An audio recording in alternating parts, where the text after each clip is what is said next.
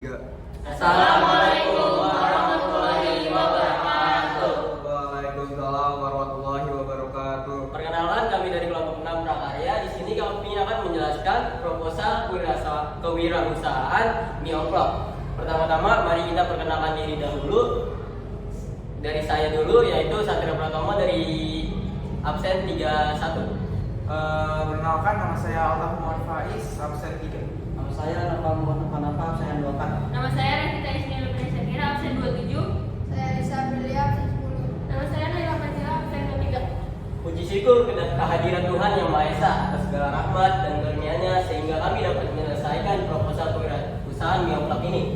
Pembuatan proposal ini sebagai prasyarat penyelenggaraan kegiatan kewirausahaan mie oplok sebagai salah satu tugas membuat makanan khas Nusantara di SMA AN 4 Kota Bekasi tahun ajaran 2023. Kegiatan ini merupakan kegiatan positif yang mampu menumbuhkan jiwa kewirausahaan pelajar SMA Negeri 4 Kota Bekasi. Jiwa kewirausahaan ini penting untuk dilatih agar siswa-siswi mampu menumbuhkan sifat kreatif dan inovatif. Terima kasih kami ucapkan kepada guru dan teman-teman yang sudah membantu terwujudnya proposal ini. Kami menyadari proposal ini jauh dari kata sempurna. Oleh karena itu kami minta maaf jika terjadi kesalahan di dalam proposal ini. Selanjutnya ada daftar isi yang terangkan pengantar itu di titik 1. Daftar isinya di titik 3. Bab 1 halaman 1, pendahuluannya halaman 1.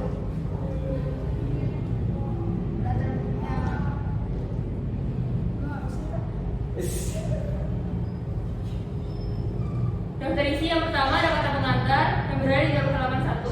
Titik 1 yang kedua daftar isi berada di halaman titik 2.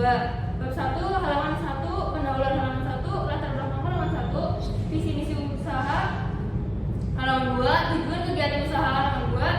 Bab 2 berada di halaman 3, metode pelaksanaan halaman 3, produk usaha yang dihasilkan halaman 3, bahan yang digunakan halaman 3, dan proses produksi di halaman 3. Pengemasan halaman 4, produksi halaman 4, strategi pemasaran halaman 4, dan analisis SWOT halaman 5. Bab yang ketiga berada di halaman 7, penutup 7, kritik 7, saran halaman 7. Yang pertama adalah lampiran pertama berada di halaman 8, yaitu struktur organisasi usaha di halaman 8. Yang kedua, lampiran kedua di halaman 9, rancangan anggaran usaha halaman 9. Lampiran ketiga halaman 10 dan foto-foto pendukung di halaman 10. Kemudian ada bab 1 pendahuluan itu latar belakang. Masakan Indonesia merupakan suatu bentuk pencerminan terhadap beragam budaya dan tradisi dari masing-masing pulau yang berada di sepanjang gugusan Sabang hingga Merauke. Masakan Indonesia juga memegang peranan penting dalam nasional Indonesia. Secara umum, makanan-makanan ini memiliki cita rasa yang khas serta kaya akan bumbu yang berasal dari rempah-rempah yang berkualitas tinggi khas Indonesia. Indonesia adalah negara ribuan pulau yang sangat kaya akan keragaman budaya dan kuliner. Wilayah yang membentang dari Sabang sampai Merauke ini terdiri oleh ratusan suku bangsa yang memiliki adat dan kebiasaan masing-masing, dan sudah tentu budaya kuliner ini yang ada pun sangat beragam juga.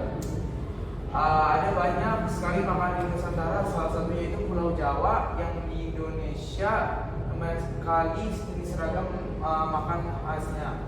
Pulau Jawa terdiri dari beberapa provinsi dan tiap provinsi memiliki karakter dan hidangan yang berbeda-beda.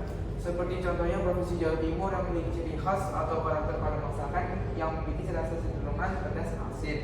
Terdapat berbagai jenis rempah-rempah dan bumbu khas di Nusantara, di mana ada beberapa produk bumbu khas daerah tertentu yang terbuat dari produk hasil bumi yang banyak ditemukan mudah didapatkan sesuai dengan data geografis ataupun sumber daya alam pada wilayah tersebut. Menurut Wikipedia, kuliner nasional Indonesia adalah semua jenis masakan yang berasal dari berbagai daerah di seluruh negara kesatuan Republik Indonesia. Kuliner Indonesia, khususnya di Jawa Barat, sangat banyaknya jenisnya. Salah satu kuliner di Wonosobo yaitu mie oplok. Mie oplok yang berasal dari akulturasi budaya kuliner Jawa dan Cina, Tiongkok, Tionghoa. Ini dikenal sebagai sajian makanan khas Wonosobo yang menjadi atraksi wisata sejak tahun 1990-an.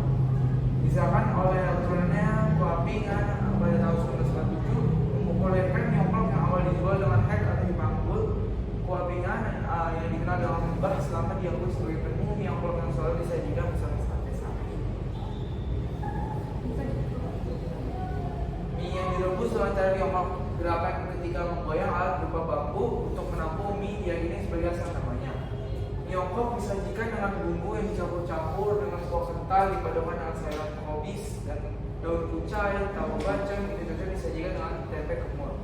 Diyakini sejak media 1950-an, mie ongklok telah menjadi daya tarik wisata Wonosobo yang mudah ditemui lewat penjajah keliling dengan gerobak maupun warung lesehan di pinggir-pinggir jalan.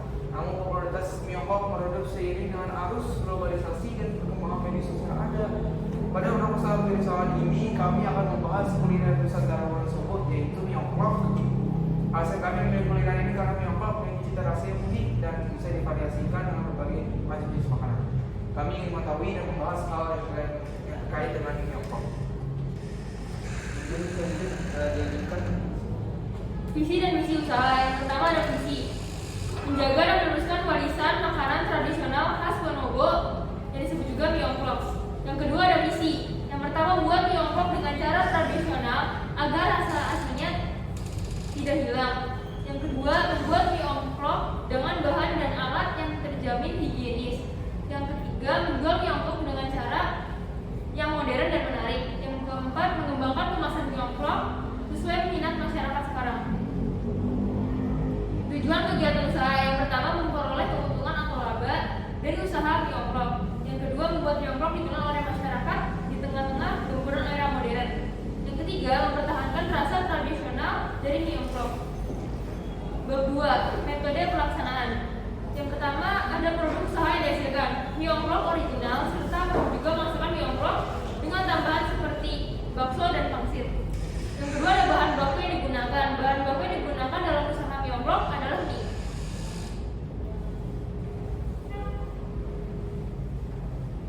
Selanjutnya, proses produksi. Ada bahan-bahannya: mie kuning basah 300 gram, daun koli 100 gram, daun bawang 1 ikat, serai beli 1 iris tangkai, saus tiram 1 sendok makan, kecap manis 2 sendok makan, tepung 1 dilarutkan, sedikit air, kaldu sapi 600 ml, minyak untuk menumis 3 sendok makan, bawang merah 1 sendok makan. Selanjutnya ada bumbu halus: bawang putih 4 siung, bawang merah 4 siung, ebi kering 1 sendok makan, merica setengah sendok makan, garam setengah sendok teh, gula setengah sendok teh. Selanjutnya ada bahan pelengkap: saus kacang secukupnya, sate ayam secukupnya, basah sapi secukupnya, pangsit rebus secukupnya. Terus langkah-langkah pembuatannya: panaskan minyak, lalu tumis bumbu halus hingga harum, beri saus tiram dan kecap, aduk hingga merata. Tuang lalu sapi, bumbui dengan garam, gula, dan aduk hingga merata dan masukkan dan masak hingga mendidih. Cicip rasa.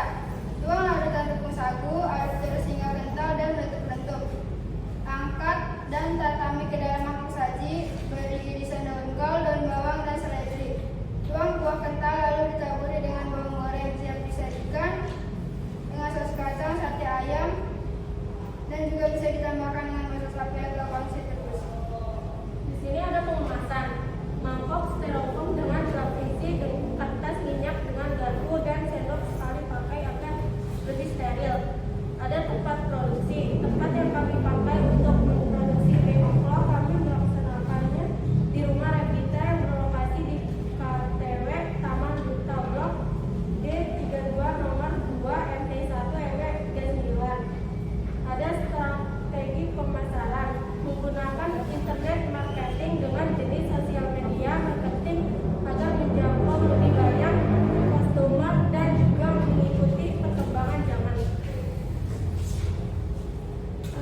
Work, strength, weakness, opportunities, strength untuk menentukan ide dan peluang usaha. Untuk saat pembuatan mie ongklok kami mempunyai banyak kelebihan, yaitu A. Tidak memerlukan banyak modal untuk membuat mie ongklok. B. Bisa dengan mudah memvariasikannya karena bahan utamanya adalah mie, lalu mempunyai rasa yang unik.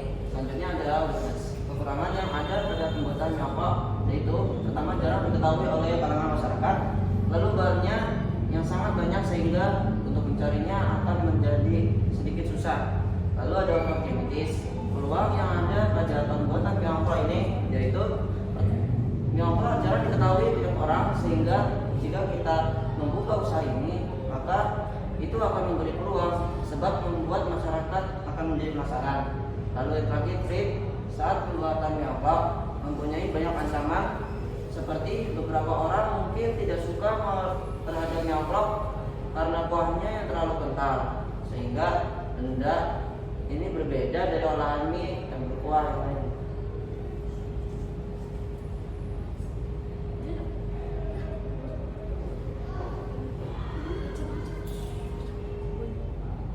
Bab 3 penutup. Kesimpulan yang bisa kami sampaikan adalah bahwa mie ongklok ini memiliki cita rasa yang khas serta kaya akan bumbu yang berasal dari rempah yang berkualitas tinggi khas Indonesia. Kita mampu meneruskan makanan tradisional khas Wonosobo yaitu mie ongklok serta dapat mengambil untung dari usaha kami. Mie ongklok original menghasilkan mie ongklok dengan tambahan diantaranya bakso dan pangsit. Pengemasan dengan mangkok styrofoam untuk mengemas produk juga dilapisi dengan kertas minyak, garpu serta sendok sekali pakai agar lebih bersih dan steril. Dari produk kami terdapat kelebihan dan kekurangan serta resiko diantaranya. Produk kami jarang diketahui oleh kalangan masyarakat, namun mempunyai cita rasa yang unik berbeda dari jenis mie yang lainnya. Sarannya yang bisa kami sampaikan adalah dalam membuat mie ongklok lebih memperhatikan visualnya yang lebih menarik. Banyak mendatangkan pembeli. Selain itu, saran kami menjual lebih divariasikan rasanya agar pembeli tidak bosan. Dan juga saran yang kami berikan adalah dalam menjual mie ongklok melalui sosial media, karena mayoritas orang zaman sekarang tuh pakai sosial media.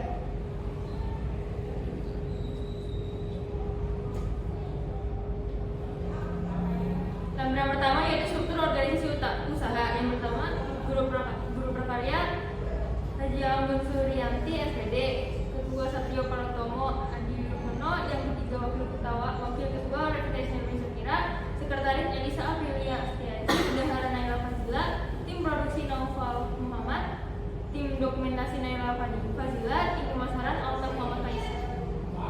Ya, di sini ada RAB atau rancangan RAU atau rancangan anggaran usaha. Pertama ada pemasukan, ada modal awal. Modal awal dari usaha ini adalah 120.000. Pengeluaran rencana awal yaitu totalnya 119.000. Sekian dari presentasi kami. Kurang lebihnya mohon maaf. Bila ada kesalahan kata. Wassalamualaikum.